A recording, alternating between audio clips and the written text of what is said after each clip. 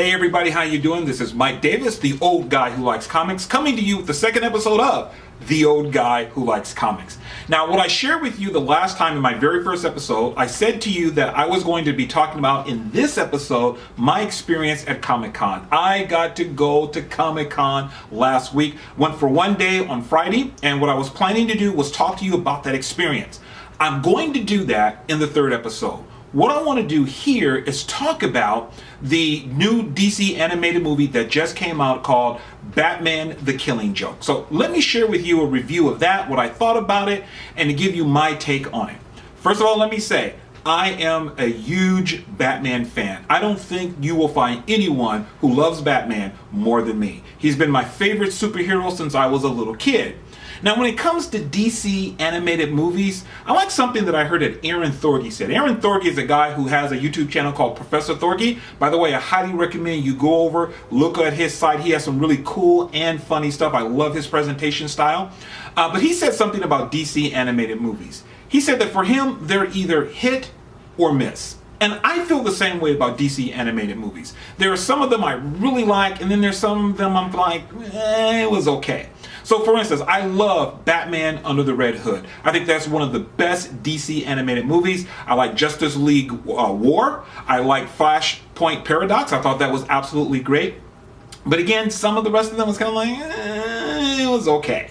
Well, when it comes to Batman the Killing Joke, which is based upon the graphic novel that came out, I think it was either 1986, 1988. That graphic novel, by the way, when it came out, and it is even now considered to be a classic. It was very controversial when it came out because some of the things which we'll talk about here today, some of the things that in the graphic novel was considered very controversial, but they've adapted it into a movie now. And I have to say that the movie was, for me, a miss. I hate to say that, but the movie was a miss. Let me explain. First of all, though, let me tell you what I liked about the movie. I like the fact that at the very beginning of the movie, they've got about 30 minutes of fresh, new material that is actually not part of the original graphic novel. I liked it. It deals with Batgirl. It's the entire movie itself starts off looking at everything from Batgirl's perspective. Batgirl is actually kind of narrating what goes on. I thought it was fresh. I thought it was original. I really liked it. Batgirl came off as a strong character in this. And I just thought it was really cool. I like the fact that they have Mark Hamill back as the Joker. And once again, he did a phenomenal job voicing the Joker. Also, they got Kevin Conroy back as Batman. He's doing the voice. And again, he did a phenomenal job. There are laughs throughout this movie. Not a whole lot, but there are times when I actually laughed out loud because of something that was going on. The action is pretty good in this movie. I thought they had choreographed that pretty well. And then there's an end credit scene with Barbara Gordon where they do something that's really cool. I don't want to spoil it for you, so I'm not going to give you any spoilers. But I thought it was really cool the way they did it, and I like that. So I like the very beginning of the movie. There were parts in between that I like, and I like the very end scene credit that I thought was pretty cool itself. But that's about it. The rest of this movie I had some difficulty with, so let me explain. First of all, one of the things that they do, and I said before, there's like 30 minutes when this movie starts. At the very beginning, they kind of utilize that to try and set up a background for the movie. Now, here's the problem, though. It has to do with Batman, it has to do with Batgirl, and they are creating for them a relationship. Maybe you've already heard about this, where Batgirl and Batman actually hook up together. Well, it takes place in the movie. Mild spoiler alert right there. That's the only thing I'm going to say about it. But they hook them up together. The problem is that this really has nothing to do with the rest of the movie. It just kind of sets it up, and then the movie goes on, and it actually begins, after that 30-minute, the movie itself begins to actually get into the graphic novel itself. And the rest of the movie is an adaptation of the graphic novel. The problem again is that the thing that happened in the very beginning with Batgirl, some of the things that she goes through, it is never referenced again in the movie. The things that she experiences at the very beginning in the first 30 minutes of the movie, they just don't come up again. So you're left wondering, why did you bring this up in the first place? Like I said, the material was great by itself. I think they had some very strong material that they could actually take to make a Batgirl movie all by itself. But you're wondering, why was this part of the movie? What was the motivation for putting this in the movie? How does this relate to what goes on later? The other thing about the movie is I felt like it was kind of emotionally flat. Batman, if you know anything about the graphic novel, so here's some mild spoilers. If you don't want to know what's going on because you haven't seen the movie yet and you haven't read the graphic novel, I'm going to wait a few seconds.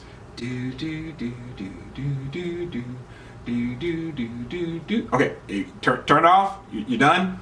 Okay, so this is what happens. Batgirl gets shot. She gets shot by the Joker, and she gets paralyzed. Now, Batman goes after the Joker because, his colleague has been paralyzed here. The other thing that happens is that Commissioner Gordon gets drugged, and he gets kidnapped by the Joker, and he is humiliated by the Joker in a way that I'm not going to discuss here because I don't want to spoil too much. Batman goes after the Joker in order to rescue Commissioner Gordon, and you kind of think that he's going after the Joker because of what was done to Barbara Gordon. And you're wondering, well, where's Batman's anger? Where's Batman's rage? And we never really see this. And again, because they've had this relationship in the first 30 minutes of the movie, you don't see that reference at all. It doesn't become a motivation as to why Batman is going after the Joker. So again, you're kind of like, what's going on here? Again, why did they bring up that first 30 minutes and now it's not even referenced? It doesn't become a motivation for why he is going after the Joker. Even when he gets Commissioner Gordon, he sees how he has been humiliated, you still don't see that rage in Batman. It's kind of flat for me, and it really didn't register anything. It was kind of like, okay, Batman's going after the Joker, he's going to beat him up again, he's going to put him back in Arkham. That's kind of basically what it was like. As a matter of fact, at the very beginning, when they really get into the graphic novel itself, Batman begins talking about how he wants to help the Joker. And there is a scene where he goes to Arkham and he talks to what appears to be the Joker, and he's telling them, we're going to kill each other eventually. Either you'll kill me, or I'll kill you, or we'll kill each other, and we've got to figure out some way for that not to happen, for the inevitable not to happen. Well, as the movie goes on and he captures the Joker once again, you see Batman trying to help the Joker. And the problem is that is in the graphic novel, but again, I don't get the emotion of it. We don't see Batman enraged. We don't see Batman, what you would normally think would happen. He's getting ready to beat the Joker to a pulp, beat him to within an inch of his life because of what he's done to his friend, Commissioner Gordon, because of what he's done to Batgirl, and it's not there. I mean, there are some punches, he does beat him up, but then it's like Batman seeks to do an intervention. This is a part of a graphic novel, part of the graphic novel. It plays well in the graphic novel. It doesn't carry over in the movie. I kept having the feeling as I was watching this movie like I was missing something, that there was something that they needed to add to this movie to enrich it. That's the other difficulty with this. The graphic novel itself is not very long. It's probably about 80 pages. And one of the difficulties is that you're trying to take something that's short, write a script for it, and then make it into a theatrically released movie. They did not have enough material for this. Now, don't misunderstand me. What they did was pretty good for, and they faithfully stayed, as much as I could tell, they stayed to the graphic novel itself. But I think that's the problem. When you're going to adapt this, I think that there was things that they should have filled in, things that they should have added. They tried to do that, again, at the very beginning of the movie in the first 30 minutes. However, it never connected to the last half of the movie. There was no connection. There was just a disconnect, a dissociation, and it didn't play into the movie. It didn't play into Batman's motivations. So that was some of the problems I had with it. The first 30 minutes, which I thought the 30 minutes itself was good, but it didn't connect with the rest of the movie. It seems like Batman really didn't have a lot of emotion and rage. In some sense, I felt like what the Batman was just kind of walking through the movie, and not really engaging in a lot of the emotions that we would come to expect of Batman, especially when one of his closest friends, one of his closest allies, they have been hurt, they've been humiliated. Also, too, with some of the things that were being done, I felt like they just kind of cut and paste from the novels. Like they went to a computer generated scenes of the graphic novel, cut it and paste it, and say, okay, let's stick that in there. Again, it felt like something was missing from this movie. So if you were to ask me, Mike, should I go see this movie? Or let me say this first. If you were to say, Mike, what grade would you give this movie?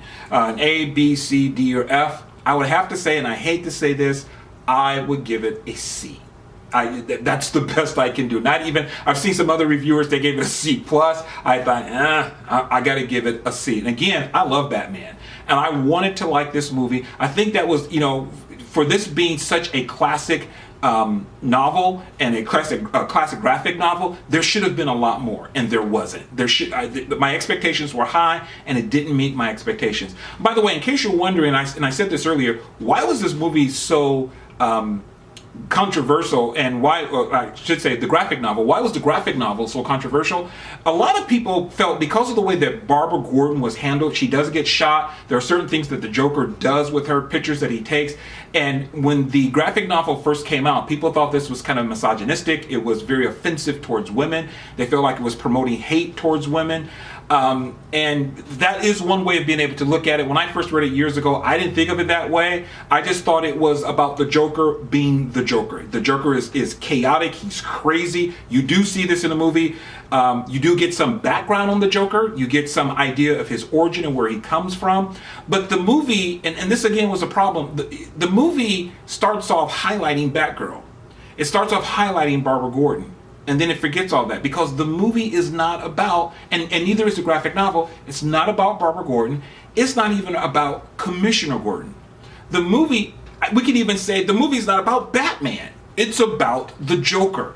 And it's about this theory that he has that if you have just one bad day is all that it takes to push you over the edge and to turn you into something that you never were. And that's the idea when we see his origin story. That is what happens to him. So this movie is not about Barbara Gordon. It's not about Commissioner Gordon. They're basically used as props. They're used as a case study to try to prove the Joker's theory that what will change people is a really bad day. That's all that it takes to push them over the edge. There's even a scene in the movie where he tells Batman, and this is directly from the graphic novel, you had a bad day, didn't you? Something happened to you one day to cause you to dress up as a bat.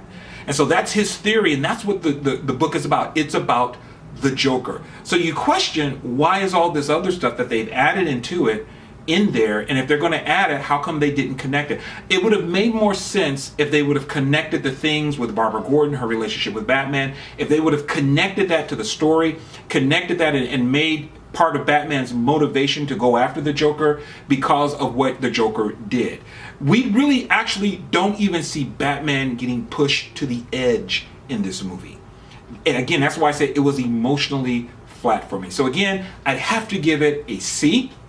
And if you want to see it, I would say go ahead and see it. I always tell people all the time, this is just my opinion. That's all that it is. If you want to go see the movie, well, it's too late to go see it now, but if you want to rent it or buy it, you can go ahead and do that. Or I would say, honestly, wait till it comes out on Redbox. Pay that $1.69 in order to see the movie.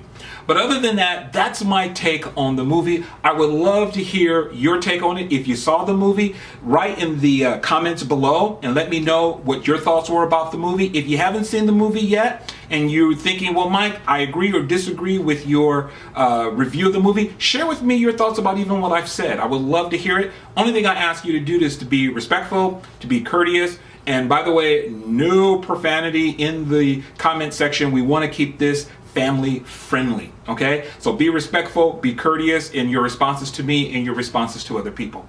Well, that's all that I have for today. Thank you so much for taking the time to watch this. I'll be back in episode number 3 talking about my experience at Comic-Con. Until then, as Stan Lee has always said, Excelsior. I'll see you in episode number 3.